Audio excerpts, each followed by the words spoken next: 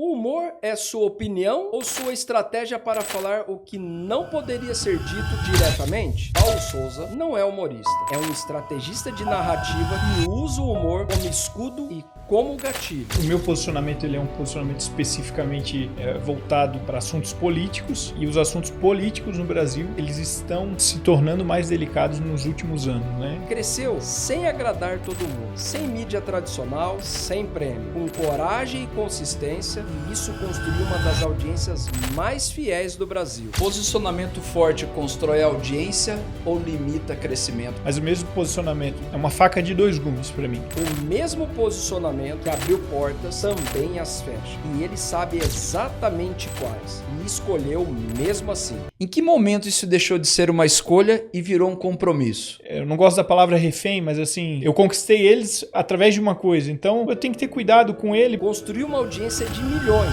sendo exatamente o que o mercado não queria que ele fosse, e descobriu que a audiência fiel também cobra do seu silêncio, da sua consistência, da sua identidade. Paulo Souza é o retrato de algo que todo empresário brasileiro conhece, mas quase ninguém fala abertamente: o custo de existir contra o sistema. O empresário paga isso todos os meses nos boletos dos seus impostos. Ele pagou escolhendo repetidamente o caminho mais difícil. Neste episódio, a conversa não é sobre política, não é sobre humor, é sobre o custo invisível de construir algo real, o posicionamento que vira compromisso, a audiência que vira responsabilidade e o homem que olha para tudo que conquistou e ainda pergunta se tudo o que conquistou vale a pena, se está no caminho certo. No fim, ser empresário nunca foi uma piada. Sempre foi sobre pagar o preço que fosse preciso para conquistar o resultado pretendido. Paulo, você cresceu nos negócios com um grande pilar que é o posicionamento. Em que momento você percebeu que isso podia te custar tudo e mesmo assim decidiu continuar? Eu acho que não teve um momento específico, né? À medida que você vai trabalhando, o meu posicionamento ele é um posicionamento especificamente voltado para assuntos políticos, e os assuntos políticos no Brasil eles estão um pouco se tornando mais delicados nos últimos anos, né? Então, acho que foi gradativo eu notar que a minha voz, o posicionamento, a minha voz, ela podia me custar o negócio todo, vamos dizer assim, né? Porque o meu negócio é justamente denunciar de forma satírica, bem-humorada, né? Fazer críticas sociais, políticas. Então, com o passar dos anos, com aquilo que vem acontecendo no Brasil, eu fui notando, peraí, aqui tem um terreno perigoso aqui talvez seja melhor eu me conter. Então, para não perder a voz, eu me autocensuro, eu autocensuro a minha voz para que eu não perca ela por completo. Então eu meço o que eu vou, apesar de muita gente me falar assim, nossa, você mede o que você fala ainda, que aquilo já foi medido já, passa por uma autocensura hoje. Minha esposa olha o meu conteúdo, pessoas que estão à minha volta, eu sempre levo em consideração, né? A Bíblia fala que a gente tem que provar todas as coisas, reter o que é bom, ouvir a multidão dos conselhos. Então eu sempre busco ouvir as pessoas. Claro que como artista, né, que eu também sou, né, tem sempre aquela coisa de querer que a obra saia daquele jeito que foi imaginado. Perfeita, né? Sempre que a gente tem que mexer um pouquinho, porque aí passou um pouquinho, acho que aqui pegou pesado demais, vamos mudar um pouquinho isso aqui. Às vezes eu mesmo crio roteiros que eu mando para pessoas assim, o que você acha disso aqui? Aconteceu faz 2 semanas, né? A gente fez uma sátira que envolvia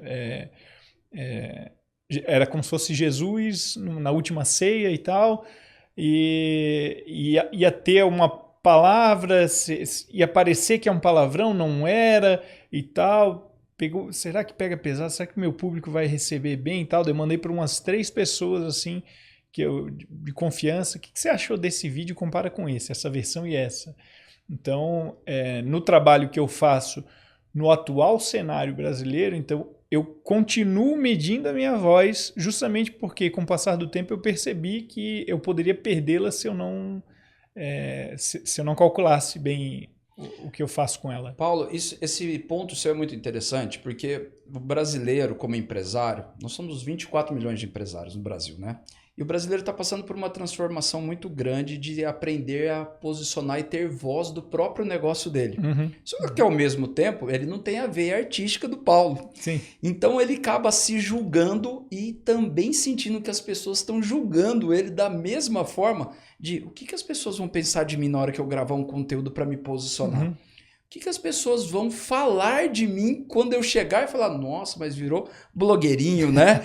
E esse empresário, Paulo, a gente, conhecendo todo o teu trabalho, você percebe que tem sido uma crescente do empresário brasileiro tomar coragem de se posicionar e se tornar a voz que vai ser à frente do negócio dele? Como é que é a tua visão como artista, como uma pessoa reconhecida nacionalmente de se posicionar muito bem? Como é que você vê esse movimento dos empresários nos dias de hoje aqui no Brasil? Sim, completamente tem acontecido esse movimento. De forma geral, as pessoas têm compreendido que o meio digital ele veio atropelando, né? E quem não se adaptar vai ser atropelado. Alguns vão poder embarcar se conseguirem, mas quem não conseguir embarcar vai ser atropelado. As pessoas percebem isso, sabem que isso está acontecendo. E assim, a pessoa que tem um negócio e ela consegue se posicionar como alguém de autoridade naquele negócio, no meio digital, hoje ela está alguns passos à frente, né? Você deve saber melhor do que ninguém que pode ter muita gente super capacitada, mas que por ter 500 seguidores, 700, ela não vai ter tantas oportunidades quanto aquele que talvez não seja um profissional tão capacitado quanto ela, mas que já tem seus 100, 200, 300 mil seguidores. E que tomou coragem de iniciar. E que tomou coragem, exatamente. É isso. Então, isso até é perigoso, na verdade, né? Porque às vezes a gente está contratando dentista, cirurgião plástico, cardiologista, porque o cara faz a melhor dancinha. Será que ele é um bom profissional naquela área? Mas eles entenderam, falando do negócio, essas pessoas... Que posicionamento é fundamental. Fundamental, completamente fundamental. Paulo, pegando esse gancho, o que é mais perigoso hoje na sua visão? Não ter opinião ou ter uma opinião muito clara das coisas? É interessante, é que são perigos diferentes, né? Aquele que não tem uma opinião muito clara das coisas, não se posiciona um pouco acerca disso, a tendência é que ele vai ser levado por quem tem opinião, ele vai ser conduzido pelas pessoas que têm opinião, né? E quem tem opinião muito clara hoje no Brasil, e é claro que eu vou puxar brasa para minha sardinha, com certeza. Na questão política, que eu sou muito bem posicionado politicamente, né? Eu faço humor, mas o meu humor ele não eu não sou neutro, né? Inclusive é o slogan do meu podcast, Pode Paulo, o humor não é neutro. Então, como eu me posiciono muito claramente, eu corro o risco, né? E é aí que eu digo que puxando brasa para minha sardinha, porque eu acho que hoje no Brasil nós estamos vivendo um período de exceção, uma censura, eu iria dizer velada, mas hoje já está meio clara, já está meio escancarada e tal. Então, nesse ponto, eu sou a vítima dessa história, junto com outros que também têm coragem de se posicionar.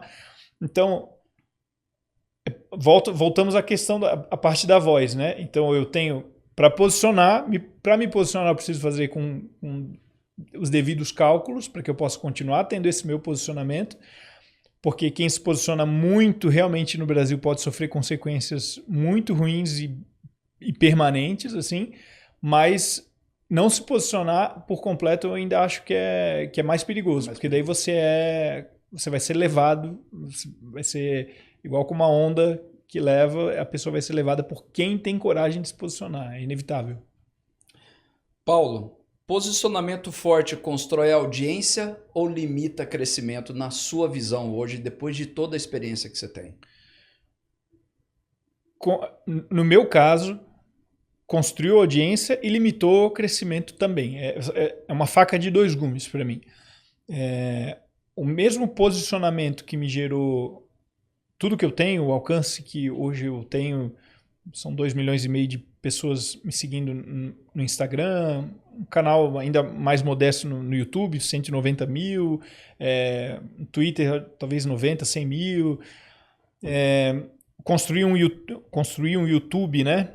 Agora, antes de ser o meu próprio, eu tinha um outro canal do YouTube chamado Hipócritas, que ele chegou a 1,5 milhão de inscritos, né? Essa construção, toda ela eu devo ela ao posicionamento firme que a gente sempre teve. Então, e que me levou a lugares que eu não podia imaginar. Eu estou aqui hoje com um dos maiores tributaristas do Brasil aqui, num podcast. E é hoje, uma honra tê-lo aqui, amigo. Hoje, por exemplo, entrevistei a Hortência, a rainha Hortência do basquete. Já tive a oportunidade de entrevistar o presidente Bolsonaro em exercício uns anos atrás. Tudo decorrente do posicionamento. Tudo decorrente do posicionamento, mas o mesmo posicionamento. E eu acho que isso vai ser para qualquer coisa, qualquer nicho, qualquer segmento. Quando você se posicionar em algo, você vai estar deixando de lado alguma outra coisa, né? Esse mesmo posicionamento me limita em outros pontos. Eu sei que eu não vou ser chamado para uma novela da Globo, por exemplo. A Globo não vai me chamar para então tem um protagonista aqui que se encaixa no teu perfil. Isso não vai acontecer, né? De forma geral, inclusive, eu sou um pouco pária, justamente por causa desse posicionamento, um pouco pária do meio. Mas sabe que interessante da sua fala, e eu estava lembrando aqui agora, há umas 2, 3 semanas atrás eu pude conversar com um empresário de muito sucesso e um cara muito bem posicionado também, que é um dos sócios da G4, que é o Thales, G4 Educação, e ele tem um posicionamento muito firme também do que ele pensa, das convicções dele, né? Como empresário, até mesmo gerador de empregos, que ele tem centenas de colaboradores, e ele tem um posicionamento muito firme que ele não contrata petista, porque ele acha que petista não tem alma empreendedora. Essa é a versão dele, né? E a gente vê que ele conseguiu posicionar muito firmemente, mesmo encontrando no caminho desafios de haters. E eu coloco isso porque a maioria do empresário, quando ele começa a se posicionar, o grande receio dele é que ele não tem ainda envergadura para aguentar as críticas, né? É a primeira barreira, eu acho, do empresário quando ele começa a querer se posicionar, é que ele não está acostumado com o ambiente de colocar uma postura e as pessoas tacarem pedrinha nele, porque ele é sempre muito de estar escondido atrás do negócio dele. E nessa conversa que eu tive na G4 com o Thales, tinham 200 empresários, todos empresários muito bem estabelecidos financeiramente, mas 90% não tinha coragem de se posicionar como à frente do negócio ou até mesmo das opiniões de cada um desses empresários no dia a dia. E ele fez uma provocação mais ou menos como essa que eu te coloquei aqui na pergunta, e eu fiquei assim bastante espantado como é que tanto empresário tem vontade, mas não tem coragem de se posicionar. E aí ele fez uma provocação, falou, olha, seguinte, você, apontou para um cara, qual o tamanho do seu negócio? Ele falou assim, 200 milhões por ano. Aí ele falou assim, quem sabe qual é o negócio desse cara e quem é esse cara? Ninguém dentro sabia. Aí ele falou, como é que um cara que fatura 200 milhões por ano, num grupo de empresários que todos faturam milhões, não sabe quem é você? Nitidamente falta um posicionamento claro seu como empresário. E aí o cara não teve a coragem de pegar no microfone para falar. De tão falta de prática, de traquejo, de posicionamento, o cara pediu para levantar para falar, mas sem microfone. Ele falou, se eu for pegar o microfone, eu travo, literalmente por vergonha de me posicionar, porque é uma sensação muito diferente da minha rotina. Então eu vejo que quando as pessoas olham para o Paulo, e eu sou um admirador dos teus conteúdos, eu acho que a forma como você traz temas relevantes com um humor, ele é um humor inteligente, porque ele passa a mensagem, passa o posicionamento e consegue fazer com que as pessoas propaguem o teu posicionamento de uma forma leve, porque não fica pesado.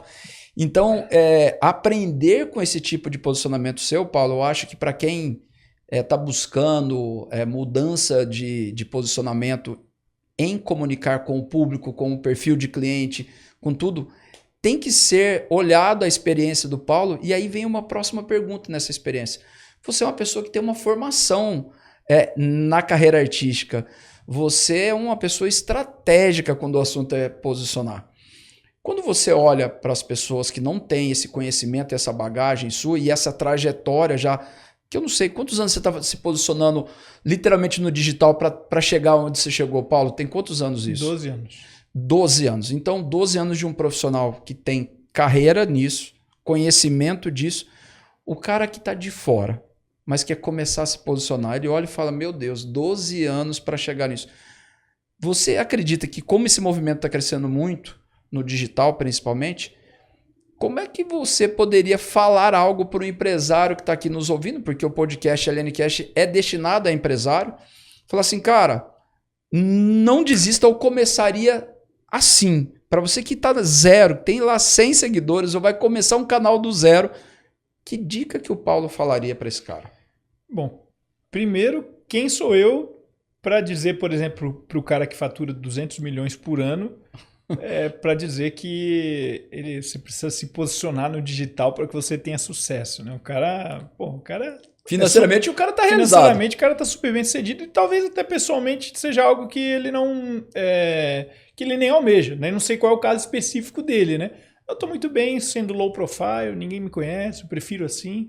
Então, esse cara está resolvido. Agora, se é uma dor, se é uma dor para o cara, poxa, eu já faturo bem, estou satisfeito com isso em um sentido, mas insatisfeito no sentido de querer sempre mais, de querer me superar, novos desafios. Acho que me posicionar pode trazer uma autoridade que vai fazer com aquilo que eu faturo, sei lá, crescer 20%, 30%, 40%, enfim. A primeira coisa é começar. Acho que o primeiro desafio, o primeiro obstáculo de qualquer pessoa para fazer acho que não é nem só no digital, em outras áreas também, é começar. Só que o digital, ele talvez seja o mais fácil de você fazer isso, que ele tá muito acessível hoje. Você se posicionar no digital é muito acessível. Hoje cada um tem uma máquina na mão, a minha tá ali no... Celularzinho de alta performance, né? Ele faz tudo, ele capta o seu áudio, ele capta o seu vídeo, claro, e ainda um profissional, de repente um empresário vai comprar uma coisinha a mais para um microfonezinho de lapela, já vai fazer, já vai dar conta ali, você tem o captador de áudio, de vídeo, você tem ali acesso a uma rede que vai que tem potencial para te levar a milhares e milhões de pessoas, então a pessoa precisa começar, né? E hoje também, até para isso, você vai ter algumas dezenas de pessoas explicando como é que você pode dar o primeiro passo, como é que você pode... Poxa, então, eu tenho minhas dicas, você gosta de... Você está inseguro? Quer decorar? Não consigo decorar. Um prompter ajuda, um papelzinho junto ali. Eu uso um ponto que a maioria das pessoas não sabe, mas eu faço vídeos de 3, 4 minutos falando sem parar, num plano sequência, de coisas que eu escrevia meia hora atrás eu escrevi, agora eu já estou falando em plano de sequência por 4 minutos, porque eu decorei, eu tenho uma mega mente que decora exatamente. Não, eu uso um pontinho de ouvido aqui, falo meu texto. Dica mágica. Falo meu texto todo num áudio simples de WhatsApp, por exemplo. Um fone de ouvido me custou R$100. Dou play, me ouço e me reproduzo com as intenções que eu já gostaria de... Porque eu já li com a intenção que eu gostaria. Gostaria de falar... Vocês viram tal coisa, pessoal? Então é engraçado que quando a gente fala sobre esse assunto, parece que... Então, quando eu vou ler, eu já leio com a intenção que eu quero e reproduzo exatamente. Não é algo simples, eu tenho muito... Tem uma técnica. Tem uma técnica ali, eu estou acostumado em fazer isso. Conheço pessoas que fazem também, ajuda outras pessoas, né? Algumas que começaram depois que eu falei, mas são dicas que podem ajudar alguém que tem que começar. Mas eu acho que a grande sacada é começar, é parar de postergar. Não, eu vi o vídeo do Paulo, mas é legal, mas não, semana que vem eu já vou ver isso aí. Não, cara, pega e faz alguma coisa. O que você precisa fazer? Qual que é o teu nicho? Qual que é o teu segmento? Pega o que você quer falar, junta com uma hype que está acontecendo aqui. Pô, foi a Virgínia. Pega a Virgínia e mete o teu segmento lá com a Virgínia e a Luana Piovani que estão tretando agora. O que tem a ver com o teu cardiologista, sei lá. Pô, olha, isso aqui me dá um piripaque. Não sei, vamos, junta. Você tem a ferramenta na mão, pega alguma hype que seja, fala aquilo e tenta. O máximo que vai acontecer, você vê, pô, não ficou tão bom, no próximo eu tento de novo. Tem que começar e tem que persistir um pouco. Vai ter que... Paulo, ouvindo você falar, eu fico lembrando de um outro ponto assim, que a gente tem em comum. Eu, como você, também teve um momento que eu resolvi posicionar algumas convicções e resolvi acreditar e fazer algumas mudanças. E uma delas foi, eu quis experimentar morar fora do país. Em 2018 eu resolvi levar minha família para estudar nos Estados Unidos e de repente meus filhos poderem olhar para um formato novo de país. Era bem próximo, logo depois das diretas da Dilma Rousseff, aquele momento que o país estava bem para empresário, estava cansado daquela, né, aquela confusão toda. E eu lembro que eu resolvi me posicionar quanto a isso dentro de casa. Eu falei para minha esposa, eu vou levar as crianças para ir morar fora do país. A gente estava muito bem estabelecido aqui, mas mesmo assim eu quis tomar um ato de coragem. E sem nenhum compromisso lá do que eu ia fazer lá, eu ia ficar indo e vindo, né? Mas eu confesso que o dia que eu desfiz, assim, do máximo de utensílios da minha casa, porque eu fechei a casa, e aí eu peguei e juntei aquele monte de malas da família inteira para pegar o aeroporto e ir para os Estados Unidos. Quando a gente entregou as malas para poder embarcar aqui no Brasil, veio uma sensação de desconforto total, assim, de caramba, minha vida tá virando de ponta cabeça, o que eu tô fazendo? Sim. E aí quando eu cheguei nos Estados Unidos eu tive uma segunda experiência. Eu senti que eu era uma folha em branco, porque eu não falava tão bem inglês. Por mais que eu ia 3 vezes por ano a passeio, era mudar para lá, era uma outra realidade. Rotina, escola, tirar licenças, tudo diferente em relação à comodidade que a gente que nasce dentro do Brasil pratica. E se sentir uma folha em branco reescrevendo a história, confesso que foi um ato muito desafiador na minha cabeça quando eu cheguei lá. E eu sei que você também teve um momento que você foi para os Estados Unidos também. Eu queria que o Paulo falasse assim, quando o Paulo foi, qual a sensação que o Paulo teve? Porque eu me senti uma folha em branco.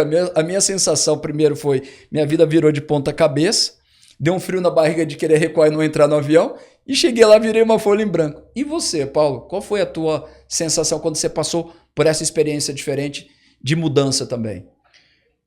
Acho que foi um misto de excitação com esse aperto no coração, porque eu não, ao contrário de você, eu não fui com a minha família toda, eu fui sozinho, só eu.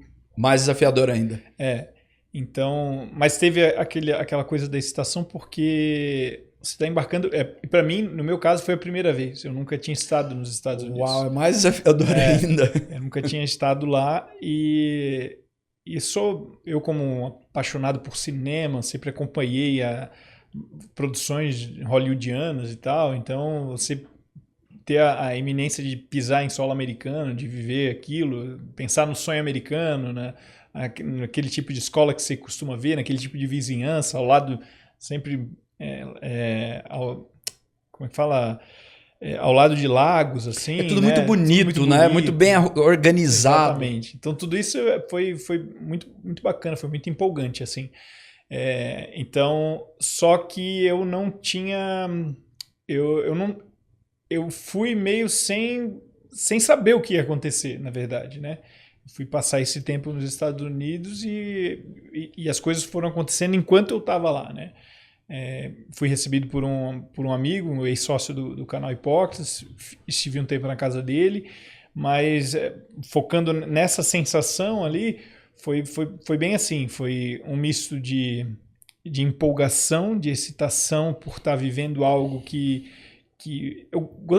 queria viver, queria conhecer os Estados Unidos, mas eu tinha um aperto no coração porque eu não queria estar vivendo daquela forma especificamente. Eu queria estar podendo ir com a minha família, eu queria estar podendo ir com os meus filhos. E depois os Estados Unidos também te conquistam quando você está lá, né? Aí, não sei se isso já faz parte da próxima pergunta, se posso Na falar, verdade enfim. Na verdade é bem isso. A próxima pergunta é entrando nesse gancho que você colocou.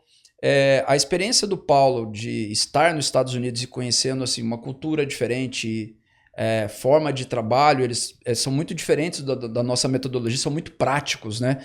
O americano não perde tempo com que não gera resultado para ele. Então tudo ele tenta acelerar, tudo ele tenta ter tecnologia, robozinho, abastecimento, tudo é muito prático.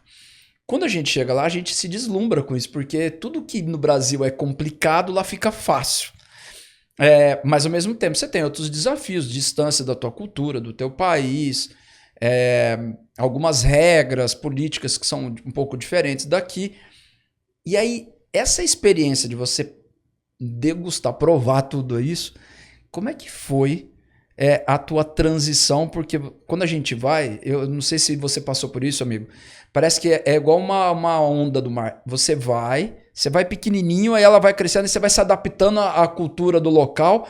Aí depois, quando você resolve voltar, parece que você tem que regredir e voltar tudo de novo. Isso. Como é que foi essa sensação tua? É bem, vamos dizer, dicotômico, assim, porque você tem justamente... É isso que você falou, por um lado, você tem a sua cultura lá, o país que você conhece, aquela coisa que lhe é familiar, mas por outro você vai conhecendo uma outra realidade que é muito sedutora também, é muito gostosa de viver, de aprender, uma cultura nova, não é tão distante da nossa, né? Uma cultura ocidental, mas tem suas peculiaridades, assim. Quando você mencionou, né? Dificilmente alguém lava louça lá, por exemplo, né? A maquininha de lavar louça abre. Às vezes eu para não incomodar, eu lavava minha louça, mas nem fazia sentido, porque a pessoa falava: o que tu tá fazendo? Eu não vou lavar também, eu só vou colocar dentro dessa máquina. Então, é muito legal. Você vai... eu não tinha intenção de morar nos Estados Unidos. Fui sem essa intenção, era para ser algo passageiro, mas com o passar do tempo, estando lá, eu fui me adaptando à ideia de, poxa, é legal estar aqui, tem uma vida aqui também, tem possibilidade, tem um horizonte que se apresenta aqui. É muito legal. Você começa a pensar, poxa, seria bacana proporcionar isso para as crianças, pelo menos um período aqui e tal. E só não se concretizou, na verdade, Lima, porque a gente não conseguiu tirar o visto das crianças aqui nessa transição. Então eles acabaram a gente não conseguiu fazer com que eles fossem, porque senão talvez eu não estivesse aqui hoje falando com você, talvez estaria uns 3, 4 anos lá já nos Estados Unidos, proporcionando isso para minha esposa, para as crianças, para mim mesmo. E depois o retorno, assim, é tudo novo de novo, né? Eu passei 11 meses lá, fiquei 11 meses sem ver meus filhos pessoalmente, inclusive, o que foi o fator mais decisivo para, inclusive, a decisão do retorno.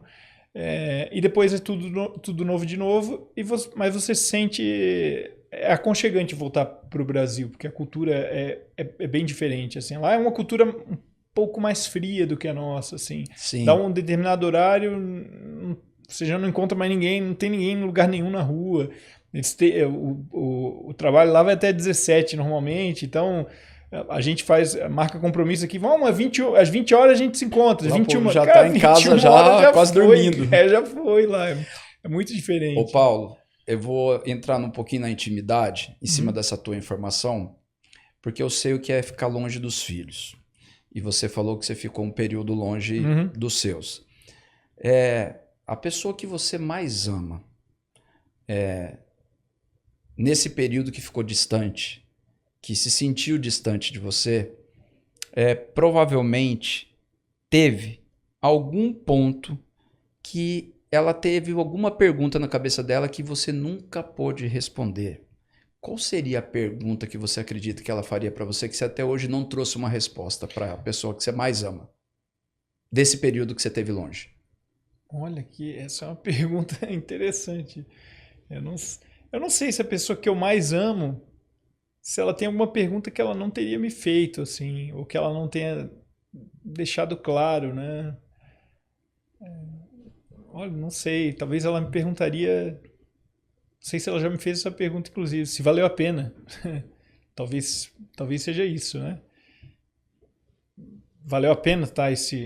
Viver isso. Viver isso. Porque isso está relacionado às coisas que a gente comentou antes. Está relacionado à voz, a continuar tendo voz, a calcular riscos.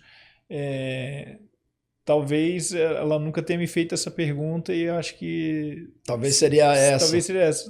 Acho que valeu a pena tudo isso. E eu não sei a resposta da pergunta. Eu só sei talvez a pergunta. Precisaria pensar na resposta. Boa. Se tudo isso se valeu a pena a trajetória percorrida e passar esse tempo longe, viver esse período afastado. Ô Paulo, você acredita que essas tomadas de decisões, quando a gente toma algumas decisões na vida, seja de posicionamento ou tomada de decisão de mudar bruscamente de carreira ou de negócio, e eu já tive a oportunidade de vivenciar isso muito com clientes e até mesmo comigo. Apesar de ser advogado há 23 anos, paralelamente à minha atividade, eu montei coisas de outros segmentos, né? Para poder me arriscar a algo que eu não tinha ainda domínio, mas no apetite de empreender como empresário e tudo mais. E eu vi muito cliente meu passar por isso. Quando eu tive a coragem também de empreender em sair do Brasil como uma experiência de vida, porque você acaba... É um ato de mudança muito brusca, porque você está com um negócio que está funcionando muito bem e você fala, preciso vivenciar algo novo. É uma tomada de decisão muito forte, porque se você não tem algo muito bem estabelecido, você fala, não tem nada a perder aqui, deixa eu experimentar outro lugar. Mas a minha experiência nesse período foi um pouco diferente, porque eu tinha algo muito sólido aqui, tinha mais de uma unidade do meu escritório, tinha outras atividades, uma profissão consolidada. E mesmo assim eu tomei essa coragem, esse posicionamento de acreditar em levar a minha família. E foi uma experiência maravilhosa. E no meu caso, esse período que eu fiquei, me trouxeram a ser quem eu sou hoje. Tudo que eu vivenciei lá, tudo que eu aprendi lá, tudo que eu descobri lá, que era um outro mundo em relação, por exemplo, para mim, em termos de tecnologia. Tecnologia para o meu mundo era uma coisa distante em 2018, porque a minha profissão era uma profissão um pouco mais tradicional, não tinha tanta tecnologia. A tecnologia embarcou depois. E para você, Paulo, você acredita que o Paulo de hoje é um reflexo do Paulo que teve que passar por essa experiência e contribuiu para ser quem você é hoje ou não? Sim, com certeza, né? A gente não tem como 11 meses num país diferente, né? Em novos ares, numa nova região, uma nova cultura, longe de todas as pessoas que eu mais amava, não tem como isso não te mudar de alguma forma e te transformar um pouco, né?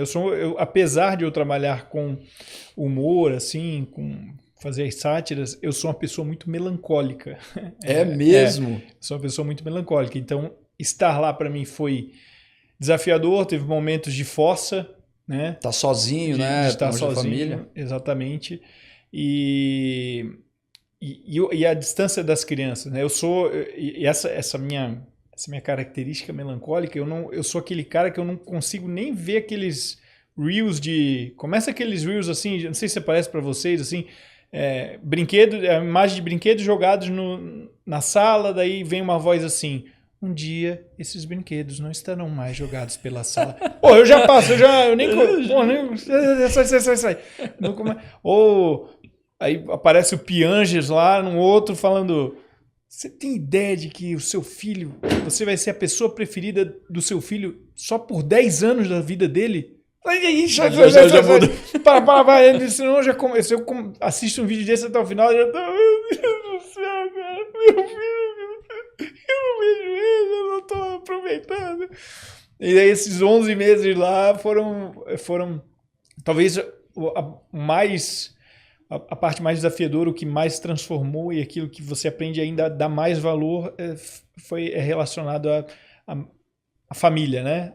Ao que realmente interessa, o que eu vou chegar no final da vida lá e vou pensar assim, o que eu gostaria de ter mudado na minha vida? Eu queria ter conquistado mais uma coisa, lá no leito de morte, eu queria ter feito mais um grande projeto, eu queria ter conquistado mais, ou eu queria ter, eu queria voltar para aquele dia em casa que as crianças estavam pulando na cama e eu estava lendo, enquanto eles aguardavam parar de pular para a gente poder ler o nosso capítulo do livro juntos, assim. Então, acho que essa é a principal coisa que Concordo com me você. transformou, sabe? Transforma mesmo. É. Paulo, se posicionar no formato de ser uma imagem do seu negócio requer um grande sacrifício e coragem. Eu perguntei para você agora há pouco sobre empresários e se alguém que você amava teria algo para perguntar e você falou, será que vale a pena? Agora a minha pergunta é para você. Será que valeu a pena toda a jornada do Paulo para estar hoje aqui? Bom, eu acho que vale a pena, mas eu não sou daquele tipo de pessoa que não me arrependo de nada, assim. Eu tenho arrependimentos, tem coisas que eu faria diferente na vida pessoal, na vida profissional. Valeu super a pena. Conheci pessoas, fui levado a lugares, vivi experiências marcantes, mas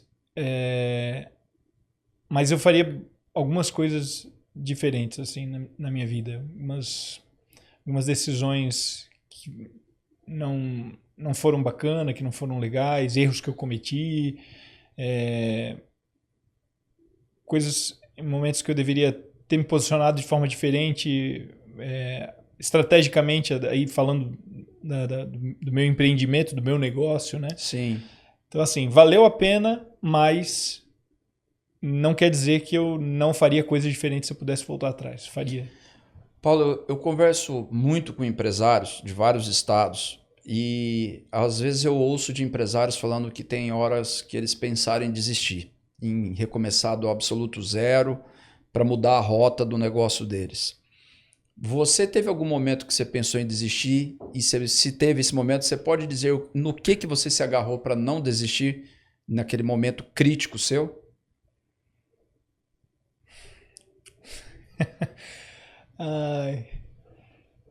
É que na verdade, Lima, eu vou sendo bem sincero, cara, isso nem é muito motivacional, na verdade, mas pensamentos de desistência me vêm até hoje.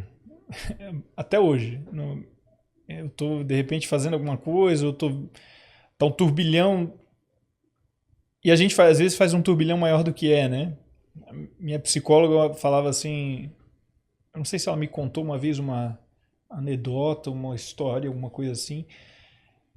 Um momento que eu tive um período de crise de ansiedade assim que eu vivi na minha vida, até anterior a tudo isso, né? Começou lá 12, 13 anos atrás, mais ou menos na mesma época, inclusive, que eu entrei pro digital e ela falava assim para mim, Paulo, aqui fora tá tudo bem.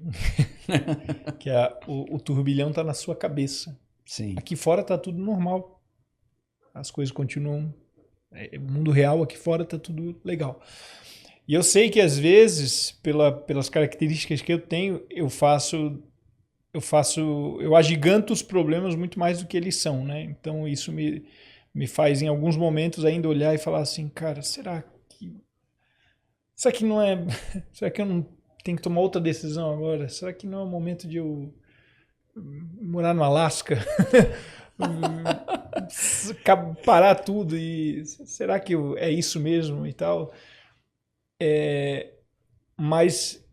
E agora respondendo, eu tinha que falar que não é só não teve um momento, até pela minha característica, minha instabilidade, vamos dizer assim, emocional muitas vezes, isso acontece com frequência e eu preciso me lembrar de algumas características que me fazem ser quem eu sou. e de pensar que elas, entender que elas, me lembrar que elas não são por acaso, né? Por que eu tenho o talento que eu tenho, a vocação que eu tenho, fui colocado nesse tempo que eu estou, tantas pessoas já foram impactadas e me dão esse tipo de feedback. Então, não é um acaso. Presta atenção nesses sinais. É como se eu tivesse Boa colocação. É como se eu tivesse que me lembrar. São esses os sinais que você precisa olhar. Não o caos que às vezes tá mais na sua cabeça do que fora, mas sim nos sinais, tantos feedbacks que você recebe, quantas pessoas que... É engraçado que às vezes você está pensando no pior aqui e você encontra uma pessoa que fala assim: nossa, cara, teu trabalho é maravilhoso, não para o que você faz. Eu tô aqui com uma grande referência da comunicação e a minha mente é um caos, assim, né? Aí são essas coisas que me fazem... Peraí, não é por acaso. Deus não me colocou nesse tempo, com essas habilidades específicas, com essa vocação, com esses valores, por acaso. Tem um propósito e você tá trilhando esse propósito. Presta atenção, foca, Legal. dá uma olhada. Essa pergunta é até desafiadora para mim, falar Paulo, sobre isso. você falou aqui na tua resposta que há 12, 13 anos atrás que você começou a se posicionar no digital. Uhum. Pegando esse ponto, quem que era o Paulo antes desse sucesso todo no digital e quem se tornou o Paulo hoje, comparado um ao outro? Eu tenho saudade um pouco daquele Paulo, sabe? É mesmo? Conta um pouco sobre isso. Eu tenho um pouco de saudade daquele Paulo lá, porque era um Paulo mais inocente, era um Paulo um pouco menos cético.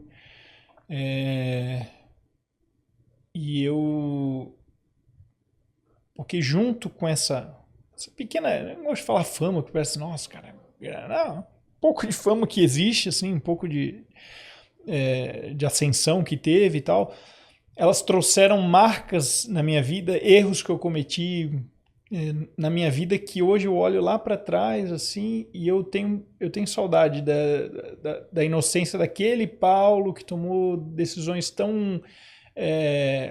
que lá atrás tomava decisões tão sinceras. Eu ainda tomo as decisões sinceras, né? Mas eu olho para algumas coisas que eu fiz no decorrer do caminho que me fazem ter saudade daquele cara lá de trás, né? Que talvez eu costumo brincar assim, que às vezes o cara lá de trás e olhar pro cara de hoje e falar assim: putz, não acredito que você...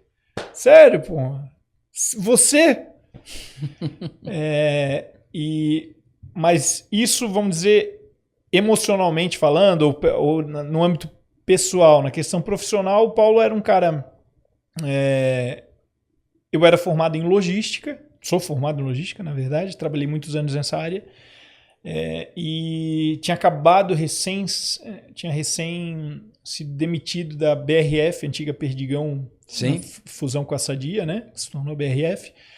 E depois, alguns meses depois, como tem aquela história eu sempre quero falar essa história e nunca me lembro exatamente como ela acontece, mas o sábio que foi num sítio, a pessoa era super pobre, só tinha uma vaquinha que dava o leite, ele mata a vaca do cara, e quando volta anos depois, o cara tem uma fazenda cheia de recursos, não sei o quê, e o discípulo do sábio: mas como assim? Você matou a única vaca? Então, eu matei a vaca para que ele pudesse justamente fazer outras coisas e se aprimorar em outras coisas que ele nem sabia que poderia fazer. Sim. Então, é mais ou menos isso. Eu resumi assim de uma forma meio tosca, que é como eu lembro, né?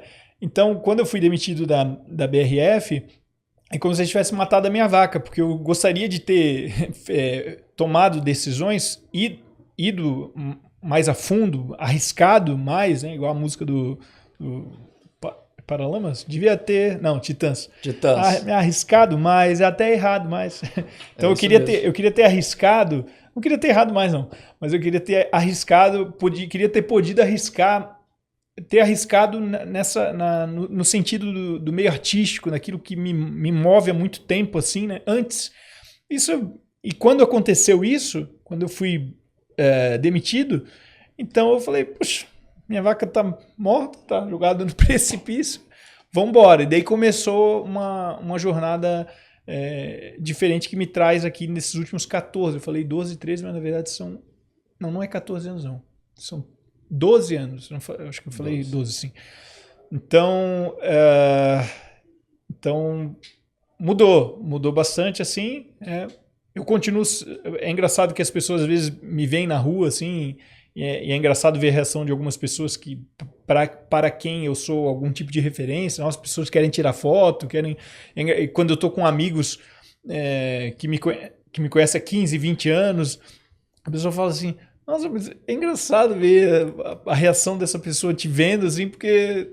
Pô, tu é o Paulo! É muito comum pra mim você. É engraçado. Então, é um Paulo diferente de hoje em dia para aquele Paulo de lá. E sou grato a Deus pelas vitórias que eu tive, né? Porque Ele esteve junto em todo o tempo, né? Nessa trajetória, pelas portas que foram abertas. Mas eu tenho um pouquinho de saudade daquele Paulo de lá. Tem hora que o Paulo lá de trás, ele olha pro Paulo de hoje e fala assim, esse Paulo tá consumindo o Paulo de trás pela fama, pelos personagens. Tem hora que o Paulo tem essa sensação ou não, Paulo? Já aconteceu isso com você? Olha, é uma boa pergunta. Talvez seja isso. Talvez seja um pouco do Paulo de agora consumindo um pouco do Paulo quem era né, do lado de trás. Transformando um pouquinho o Paulo de Exato. trás, assim. Pode ser que tenha... Que seja isso. Talvez tudo isso que eu falei seja essa explicação, né? Um pouquinho do Paulo de hoje. Então eu quero me aproximar, de certa forma, do Paulo daquela época de novo em algumas coisas, assim, pessoais, emocionais, espirituais, né? Eu olho com um certo saudosismo, assim, para aquele... Paulo, você construiu um negócio em cima de opinião. Em que momento isso deixou de ser uma escolha e virou um compromisso?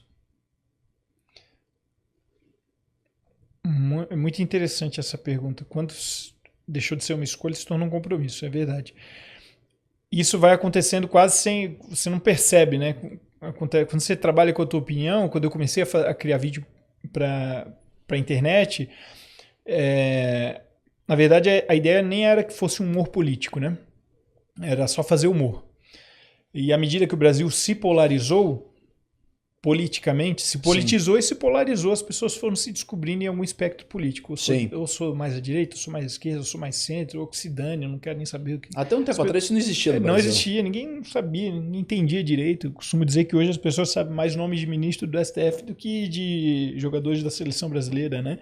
E o que era impensável 10 anos atrás, quem ia falar de uma forma tão popular sobre o ministro do STF tal, eu nem sabia o que era isso, não fazia a mínima ideia. E é engraçado que esse dia atrás, só não te interrompendo, mas só colocando um gancho nisso, esse dia atrás eu estava vendo uma matéria, o tanto de vezes que é mencionada em buscas na internet nome de ministros do STF, virou, que era para ser uma coisa totalmente reservada, virou campo de pesquisa de tanto problema e de tanto debate, de tanto embate que está tendo em cima disso. Como é que mudou o Poder Judiciário nos últimos anos? E é bem isso que você está falando. Mudou muito, eu não me conformo com essa mudança, porque na minha opinião, o magistrado, né, não sei se o ministro do STF se encaixa nisso, né, os juízes, né, eles deveriam ser pessoas... Quanto mais discretas e quanto mais em branco elas passarem, mais elas estão cumprindo o trabalho. Nos Estados Unidos tem ministro que ninguém sabe nem a cara dele, nem a fisionomia dele, nunca viu na vida, porque praticamente não saiu na imprensa, de tão reservado que é. Como é diferente isso, exatamente. Né? Para mim, o cara que... O juiz, o cara que julga, ele não é o protagonista, ele é uma ferramenta da Constituição, da lei a qual ele serve, né? Mas só falando, né, como mudou tudo isso, né, voltando, fechando parênteses, como as coisas mudaram, o Brasil se politizou, polarizou. Eu também fiz parte disso, nosso grupo fez parte disso, né?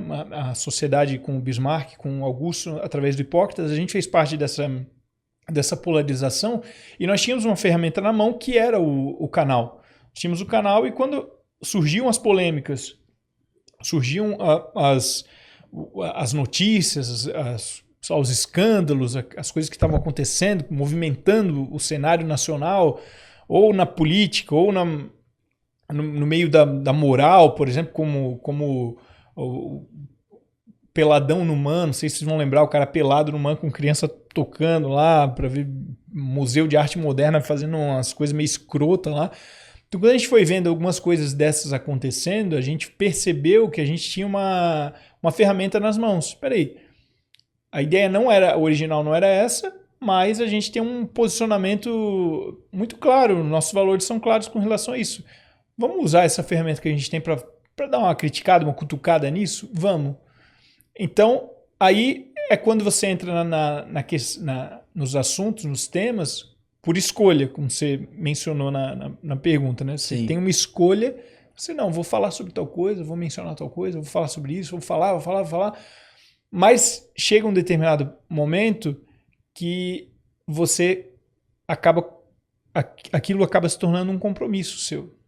Tanto no sentido de aquilo já se tornou em algum momento se torna o teu trabalho, né? Se torna aquilo que te o trabalho não no sentido de sempre é um trabalho, mas assim, aquilo que leva o sustento para tua casa, que bota comida na boca dos teus filhos, como um compromisso, e essa é a parte mais interessante, né, que dá pra gente conversar sobre, o compromisso que você tem com o público que você conquistou, porque o público que você conquistou, ele não concorda 100% com aquilo que você fala. E você às vezes tem uma ascensão porque você fala os assuntos que são mais comuns a todos. Então, beleza. O Paulo é legal, o Paulo é massa, Mas se de repente alguma coisa que você falar daqui a pouco não for exatamente aquilo que o teu público quer ouvir, você pode ser rechaçado. Achei que você era não sei o quê. Tô decepcionado, deixando de seguir em 3, 2, 1. Então, não tem como negar que você se torna, não sei se a palavra seria refém, né? Mas esse comprometimento com o seu público, algumas vezes já me furtou a minha própria... sobre isso eu acho melhor não dar opinião. Acho melhor não falar sobre tal coisa. Aconteceu um fato tal... Eu preciso ser pragmático no sentido assim, peraí, eu tenho uma opinião forte sobre essa questão aqui. Mas se eu falar, isso hoje já vai reverberar dentro da minha casa já.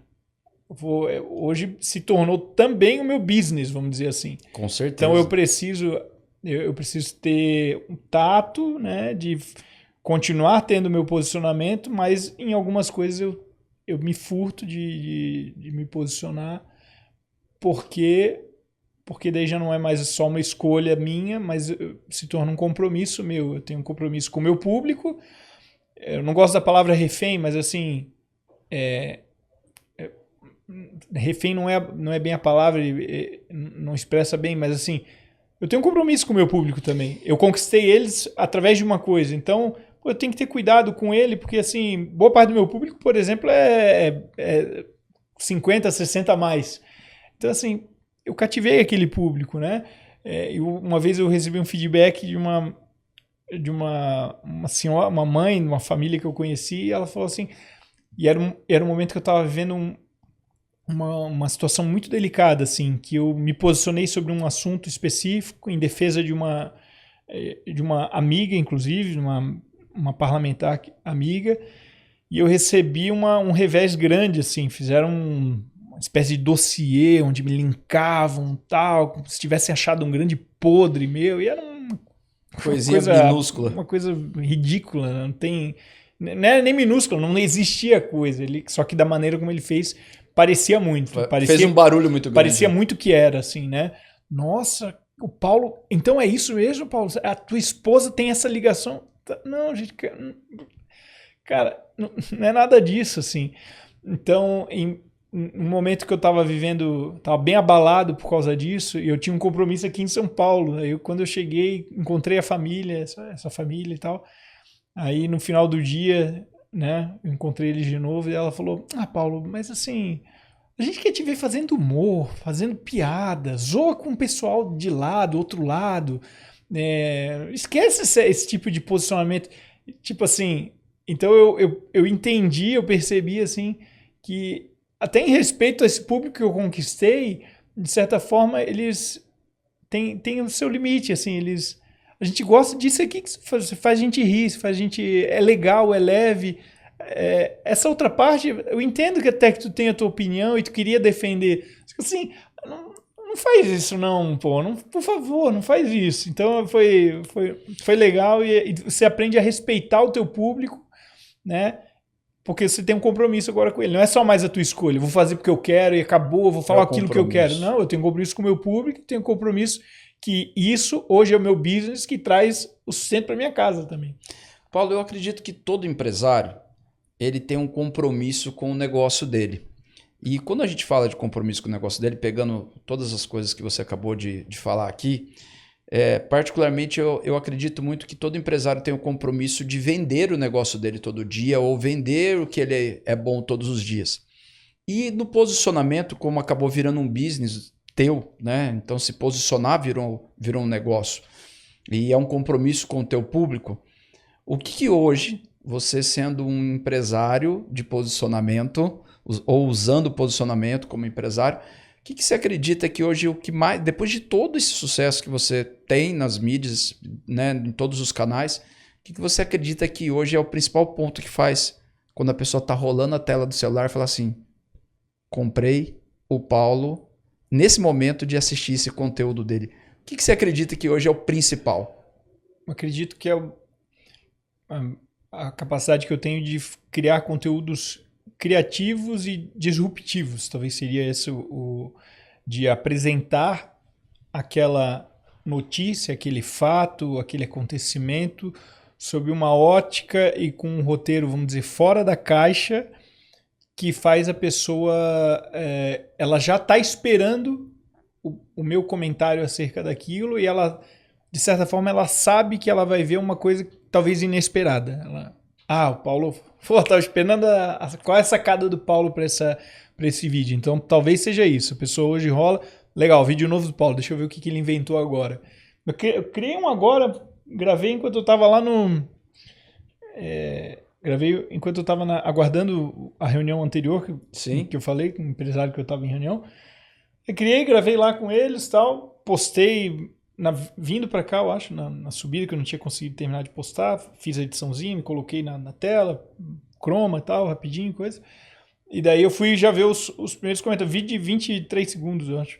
Daí o conteúdo era esse. Porra, isso aí, cara, nossa, sensacional, cara. Um negócio de 23 segundos, mas a galera tava esperando. Por quê? Porque eu peguei um assunto que tá em alta ali, que é uma treta, aconteceu recente, Virgínia e Luana Piovani. Uhum. E não é meu foco principal, mas quando envolve umas coisas muito hypadas, assim, tá todo mundo falando, é legal a gente falar sobre o caso também. E a Luana Piovani fez um comentário que eu considero um pouco infeliz ali, envolvendo os filhos da Virgínia e tal. E eu, ao invés de falar sobre a treta em si, eu tentei falar sobre uma outra ótica, né? Peguei um filme que a Luana Piovani fez, fiz uma comparação, que era Mulher Invisível, que ela fez lá em 2009, lá, e fiz a comparação. Pô, aí a vida imitando a arte, a Mulher Invisível tenta aparecer de todo jeito e tal. Acabei de lançar e a galera gostou muito, tem que ver como é que tá, eu sempre vou acompanhando as métricas, mas já tá em 250 mil, tá crescendo rápido, tá indo bem esse. Então, acho que é isso, a pessoa quando vê um conteúdo, ela tá esperando que eu fale sobre aquele determinado tema de uma forma que ela não estava esperando, que vai pegar ela de surpresa de uma forma criativa e disruptiva. Assim. Essa colocação tua veio uma provocação na minha cabeça e eu preciso te perguntar. Em cima dessas informações, hoje, o que manda mais no seu negócio? É você, o público ou o algoritmo? Cara, o algoritmo é uma coisa que a gente trabalha, não tem como fugir, cara. Quem é influenciador digital, ele trabalha em cima do algoritmo, tentando desvendar ele, tentando saber assim, não, eu vou fazer isso aqui da melhor forma, isso é hype, é bom se posicionar. como você falou, como eu falei ali, você captou, é uma coisa que eu nem falo tanto, mas pô, o algoritmo está jogando esse assunto lá para cima, cara. Então eu preciso entrar. Então eu sei que às vezes tem gente que me segue ali que nem, tipo, dane-se Virgínia, dane-se Luana Piovani, que nem saber. Vou seguir por causa do Paulo. Mas é o Paulo que está falando, mas eu preciso fazer para seguir ali o que está na... Então, é interessante isso que você disse. O que eu tenho a ver com a vida da Luana Piovani ou da Virgínia? O que elas estão falando? A treta entre elas. Inclusive, eu sei que eu estou fazendo um conteúdo que é meio banal, assim. Eu reconheço isso. É só uma sátira, é só uma piada e tal. Mas é incrível. Mas eu precisava, justamente como você falou, o algoritmo público, isso pode representar algo bom, pode ser que eu ganhe alguns seguidores, então a gente tem que trabalhar com esse foco também. Depois de tanto tempo, na tua visão, o que vale mais, audiência fiel ou audiência grande? A audiência... Eu ia falar uma coisa e me veio outra na mente. Porque assim, a audiência fiel, ela é muito importante, ela é mais importante, só que assim, a audiência grande vai te trazer a audiência fiel. É aí que tá, né? É aí que tá o ponto, né? Você acredita que tem que crescer primeiro para depois ter a fidelidade? Eu acho que quanto mais pessoas o teu conteúdo alcançar, maior a probabilidade dos seguidores fiéis te acharem. Olha só. Essa é a minha... meu modo de pensar. Eu tinha embate com a minha sobrinha social media, né? Eu adoro o trabalho dela, trabalhou com a gente no canal Hipócritas. De vez em quando eu convido ela para trabalhar junto, mas ela está crescendo bastante como social media e tal, como videomaker, inclusive e tal. Maria Eduarda, abraço aí. E às vezes a gente tinha embates assim discussões normais assim, né? Sobre tipos de marketing e tal. E ela não era muito fã daqueles marketings de impacto, sabe? Que muita gente está usando ultimamente, estava usando, teve uma época que usaram mais ali, que faz a pessoa começar num vídeo achando que era uma coisa, tipo assim, você está vendo uma perseguição policial, daí o carro bate, e quando bate, na verdade, troca a cena, é a recepcionista da loja. Você ainda não chegou aqui, então vem pra dentro, não sei o que. Os Estados Unidos é campeão pra isso. É muito bom, eu acho sensacional. Assim. O cara, corre! Daí tem uma galera em volta de um carro, meu Deus do céu, tá embaixo do carro. Daí quando chega embaixo do carro, tá o cara, já comeu sua pizza hoje? Exatamente. Então, assim, eu sou fã, porque eu acho que isso aí eu acho criativo, eu acho disruptivo, eu acho que pega um público que o cara não tava esperando isso. E ela já é assim, tá, mas o que adianta alcançar? A gente tem esse conflito, né? O que adianta alcançar um monte de gente que não tá vendo exatamente por causa do teu negócio? Ela tem essa opinião. Eu já penso diferente, eu acho que é melhor você alcançar 200, 300 mil pessoas com Reels que, de repente, pode não ser o público exato daquela pessoa, mas desses 300 mil pessoas, sei lá, 1%... se tornar fiel. Gostou e vai começar a acompanhar, que são 3 mil de 300 mil, do que você fazer um conteúdo, não, isso aqui é o meu conteúdo, a minha pizza é maravilhosa porque ela é deliciosa, é com massa isso não feita. Propaga, né? Isso não, e daí não gera escala. Alcançou 1000 fiéis ali. Nossa, adoro essa pizza. Mas aquele que foi disruptivo alcançou 300 mil, a maioria, 99% não tá nem aí, viu e não vai seguir, mas o 1% é mais significativo do que aquele que seria engajado se fosse certinho, né? Ô Paulo, aproveitando esse ponto, eu queria te perguntar um ponto muito interessante da tua colocação. O humor facilita ganhar atenção enquanto você dá a sua opinião ou é uma estratégia para suavizar verdades duras? As duas coisas, né? Ele facilita, o humor é uma ponta de lança, né? Ele abre caminhos assim que você pode falar verdades que você não poderia falar de cara limpa, né?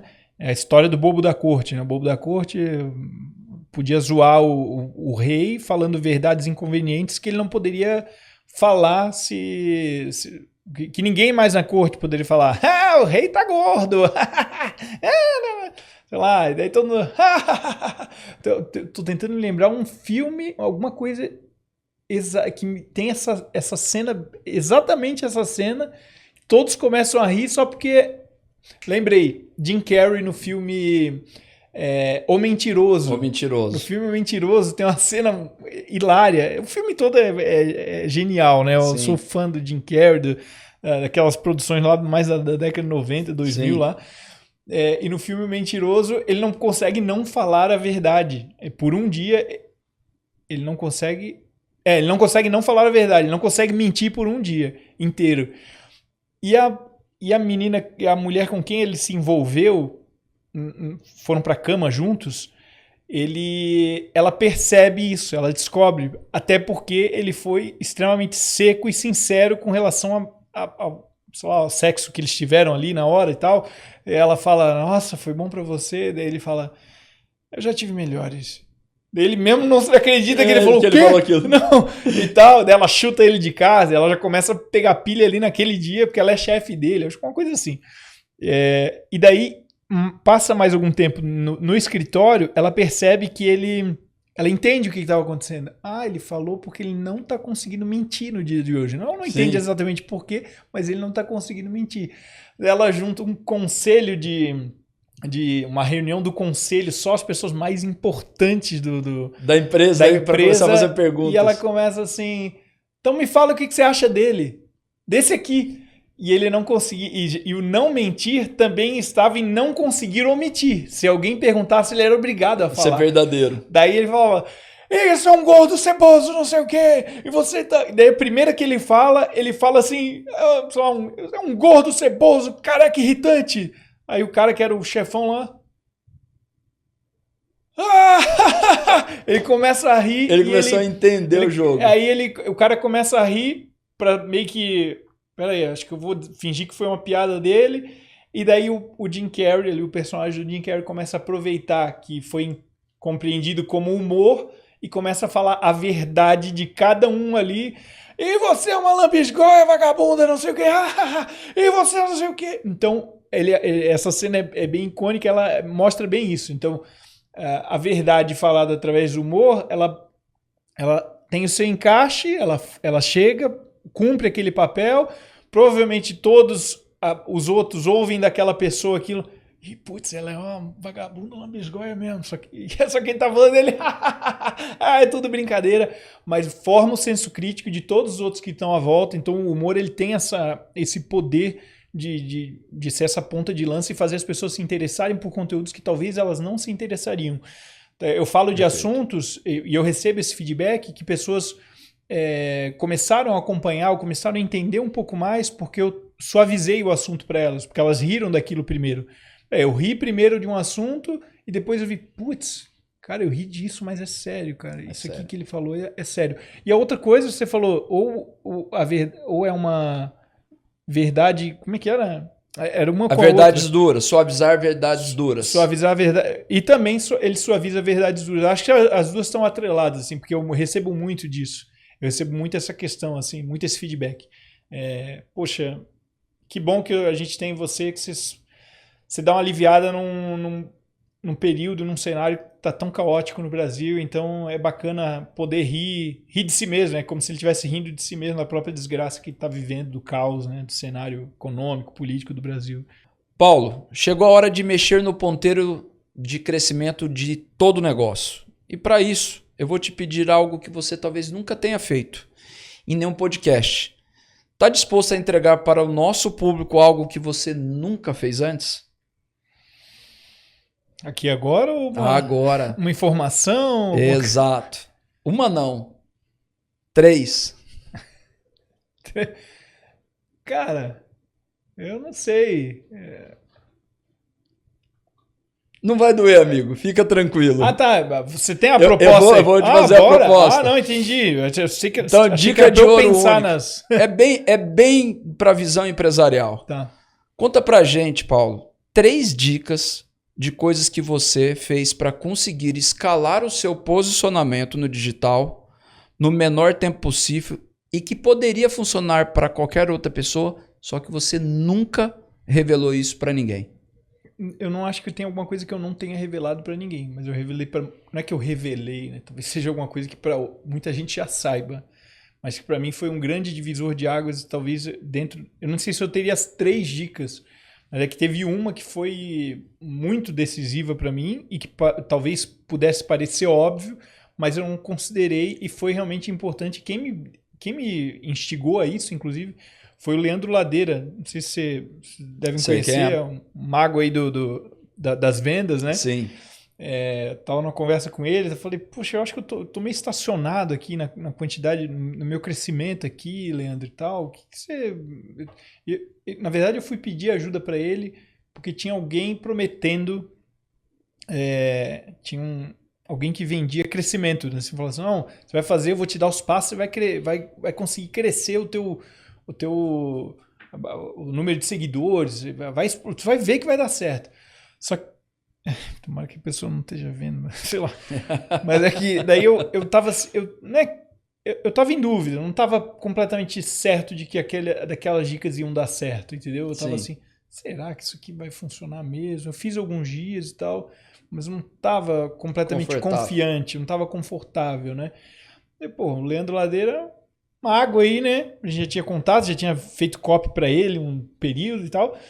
Aí eu falei, ô Leandro, pô, tem esse pessoal fazendo isso, o que tu acha disso aqui? Ele falou, cara, aquele jeitão dele. Cara, assim, eu não sei se aí vai dar certo não, mas uma coisa que deu certo comigo aqui, cara, que nem é que deu certo com ele, falou que eu já comparei, é fazer CTA no final do vídeo, cara. CTA pedindo pra seguir. Mas no Instagram, fazer CTA pra pessoa me seguir no Instagram, cara, fazendo uma CTA no final, falando, segue aqui. Eu pensei, porra, mas isso aí é tão bobo, cara. Isso aí não falei isso pra ele, não falei, porra, isso é tão bobo. Mas pensou isso. Mas eu pensei, cara, isso é tão bobo. No Instagram nem cola, isso era coisa do YouTube. Eu comecei a comparar as coisas. No YouTube era assim, né? Acabou o vídeo, não esquece de curtir, compartilhar, comenta, se inscreve, ativa o sininho para receber as notificações. Mas o Instagram, eu pensei, porra, o Instagram é muito rápido, cara. A pessoa nem quer ver isso, não quer falar assim, segue aqui, não esquece de seguir.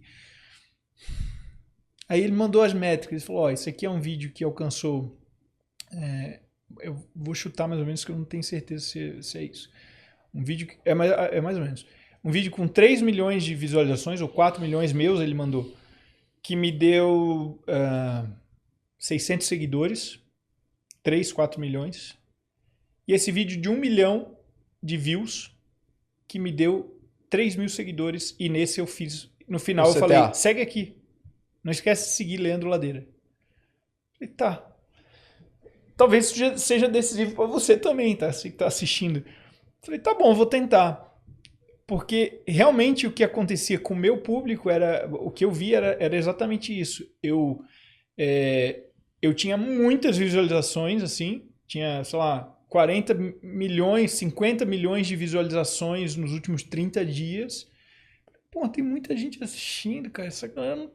E eu tô com 800 mil seguidores, 900 mil, cara. Se todo mundo que tá assistindo seguisse, talvez faça sentido. As pessoas nem sabem que eu quero que elas me sigam. Elas vêm, faltou sempre, você pedir sempre pra aparece e tal. Testar. Aí eu botei num vídeo, fiz o primeiro teste num vídeo que deu uma viralizada boa, era uma parada dramática falando sobre presos políticos e tal. E naquela pegada dramática que eu fiz o vídeo, não era nem de humor. Assim, tinha a acidez que eu faço, mas não tinha aquela coisa do humor. Mas tinha acidez, ó. Comparei duas mães de família. Uma que cometeu fraude, corrupção, tá na cobertura do Leblon dela. Essa aqui, passou batom numa estátua. Tá, não sei quantos meses. Foi uma comparação assim, mas que ficou legal. Ficou uma coisa bacana mesmo. Eu senti que, porra, esse vídeo ficou interessante. Ficou bacana. Eu peguei uma hype que tava vindo ali. E no final, eu peguei e fiz. Botei um negócio que acaba a tela, vem uma estática rapidinha, assim, nem um segundo, 0,8 décimo de segundo ali. E aí botei... E no final, e se você gosta do meu trabalho, se você curte aquilo que eu faço, às vezes você passou... E no começo eu até fazia mais longo, depois eu fui diminuindo e alterando. Se você gosta do que eu faço, acho importante esse trabalho, então me segue para que o meu trabalho possa alcançar cada vez mais pessoas. Né? Eu vinha naquela pegada Sim. dramática, a importância do meu trabalho, você achou importante o que eu falei, então me segue. 8 segundos, 10. E esse vídeo, se eu for pegar ali, ele deve ter me rendido uns 140 mil seguidores, assim. Caramba. Esse vídeo. Uau. Né? Então, começou daí de 800, estava chegando em 900, daí em uma semana eu bati 1 milhão e eu comecei a aplicar isso em vídeos pontuais e aqueles que viralizavam, que tinham a minha CTA no final, tipo, me jogou, daí eu bati 1 milhão em fevereiro de 2025, do ano passado. Já tinha o Instagram há 6, 7 anos, bati o primeiro milhão em fevereiro de 2025, bati o segundo milhão em setembro de 2025. Caramba. Aí foi... Ou seja, E agora essa dica dele deu certo e que pode servir para muita gente. Foi inacreditável para mim. Foi uma coisa que o simples que eu não imaginava que... pede. Só fala, me segue. E era isso. As pessoas precisavam saber que eu queria que elas me seguissem. Paulo, a gente está caminhando para o final do nosso podcast e a gente chegou num momento onde o podcast a gente faz uma dinâmica onde eu coloco uma palavra-chave e você responde o que vem na sua cabeça, tá bom? Responde com outra palavra ou o mais curto possível? Mais curto possível. Tá. Paulo, sendo Paulo, é quem? Sincero e... falho e sincero. Empreender e qualidade de vida é? Empreender e qualidade de vida é... Me veio família na cabeça. Estratégia do mundo dos negócios para você é? Bem, eu vou pegar na comunicação. Muito bom. Acho que é o meu... A causa que me faz querer lucrar mais todos os dias seria? Pode, vou repetir a família aí. Muito bom. É Pensar em expansão para você hoje é? doloroso. Sendo sincero, é doloroso. Uma palavra no dicionário de todo empresário, que todo empresário teria? Teria que ter, assim? Exato.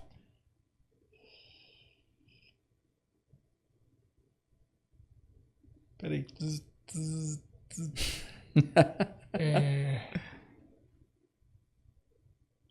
Peraí. Ai, calma. Nervoso. Bugou. Uma palavra que você acredita que todo empresário deveria ter na cabeça dele ou no dicionário dele?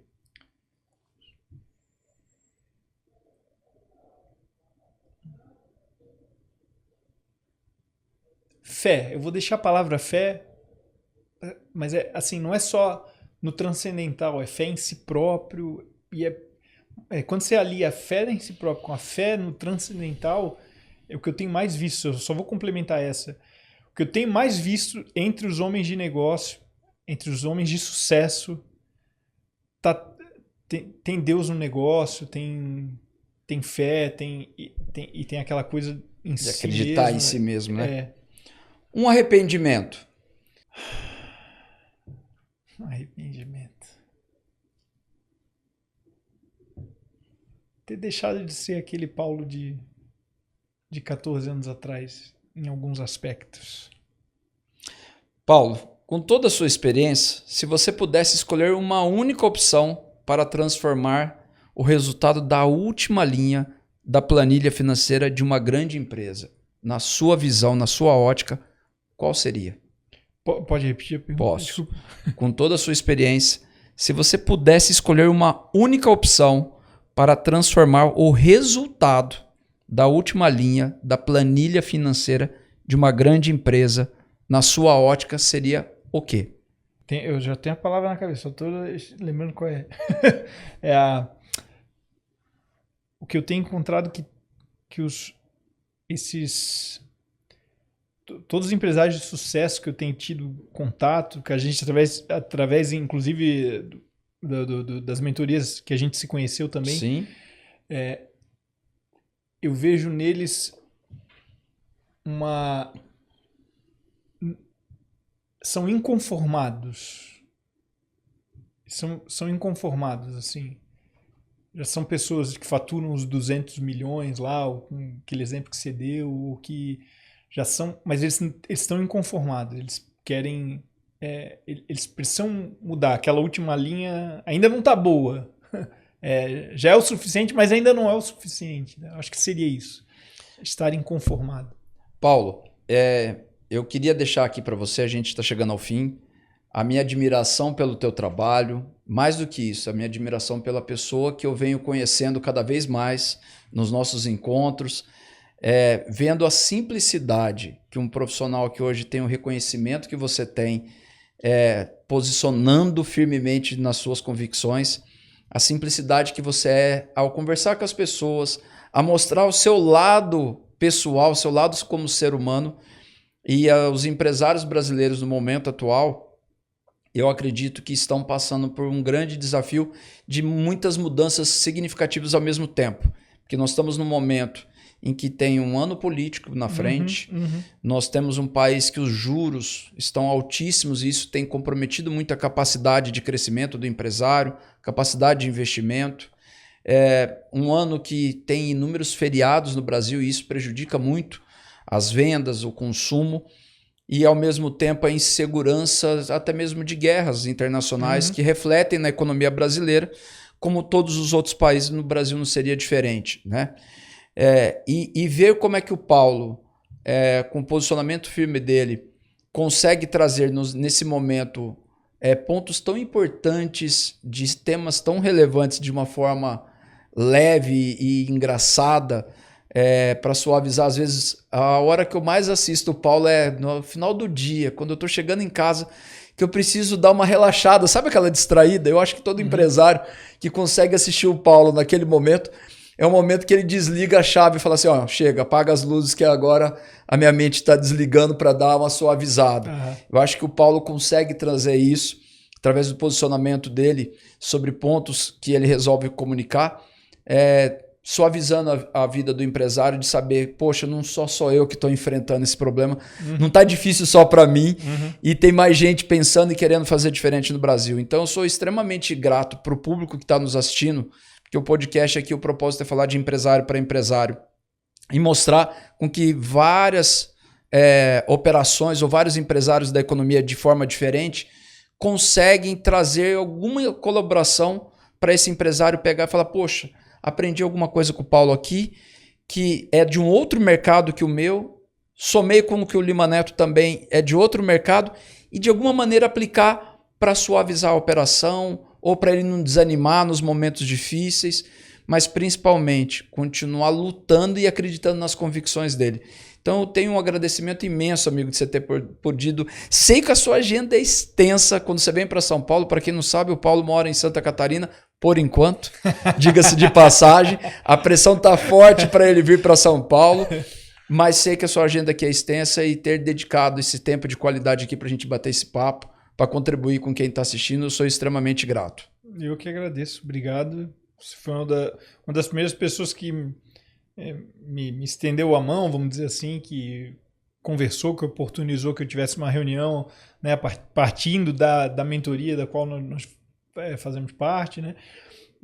Então isso foi muito legal. Obrigado. Você é um exemplo de sucesso. É uma das pessoas que a gente olha assim, quando eu falo dos empresários bem-sucedidos e tal, você com certeza está entre essas pessoas que são exemplos. E aproveitando esse gancho, amigo, para quem está aqui assistindo e acompanha a carreira do Paulo e às vezes pode se interessar, porque a gente lá atrás começou conversando exatamente sobre isso. Fala, poxa, o Paulo é uma voz no mercado, o Paulo gera uma comunicação que ecoa no Brasil todo. E se eu sou empresário e quero poder fazer com que o Paulo possa ser, de repente, um estrategista de comunicação ou uma voz do meu negócio, o Paulo hoje está aberto a esse tipo de consultoria ou de contratação para empresários que têm interesse de poder comunicar mais com o mercado dele através do Paulo? Olha, eu não formatei nada nesse sentido ainda. A gente tem conversas específicas de alguns segmentos, né? Inclusive tem a ver com um segmento mais específico relacionado a marketing político. A gente está conversando sobre uma possibilidade bem real que deve vir a gente deve colocar em prática em breve, né? Em questão nesse meio corporativo empresarial, eu nunca formatei nada, assim. Até de vez em quando aparece alguém. Você sabe que eu sou entusiasta disso, né? Eu já te provoquei isso e a gente precisa fomentar isso de verdade. Para quem me conhece, sabe que eu gosto muito de empreender e eu já falei do Paulo para alguns grandes empresários. Mostrei o trabalho do Paulo e assim ficaram apaixonados. E eu vou fomentar isso, amigo, para você, porque eu acho que o Brasil, uma grande diferença, não estendendo mais, mas o Brasil tem uma grande diferença em relação aos Estados Unidos, que o Brasil ele investe pouco em comunicação, em marketing, em estratégia. O Brasil é muito executor do trabalho, mas de forma silenciosa. E vários segmentos hoje estão precisando remodelar, aparecer mais, falar mais, aparecer mais para as câmeras. E eu acho que você faz isso brilhantemente. Então, fica a dica para quem quiser. Paulo Souza, fala para a gente aqui, para quem ainda não te segue, sei que é pouquíssimo, é raro isso, mas para de repente alguém que está assistindo não te segue, como é que te acha, Paulo? Minha rede social principal no Instagram é paulosouza.oficial, talvez esteja aparecendo em algum lugar da tela aí.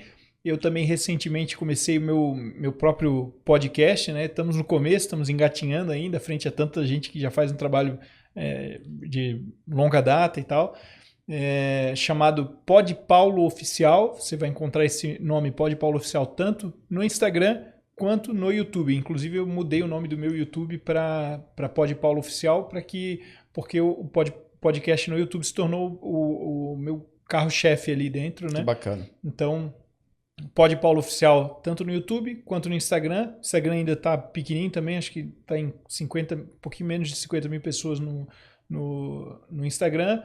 E ali pode se juntar também para ver a minha e os seguidores ali para ver o meu conteúdo satírico, humorado ali, né, no paulosouza.oficial. Aí também tem no X, tem TikTok, mas eu não sei o nome como é que é meu nome nesses outros aí. Escreve lá Paulo Souza que você deve encontrar também o meu conteúdo nessas outras redes. Gente, obrigado. Então é isso. Você que assistiu, gostou, compartilhe com pessoas que querem aprender com a história do Paulo, pegar lances importantíssimos que o Paulo deu aqui de riqueza de dicas para quem quer crescer no posicionamento, a experiência dele como empresário.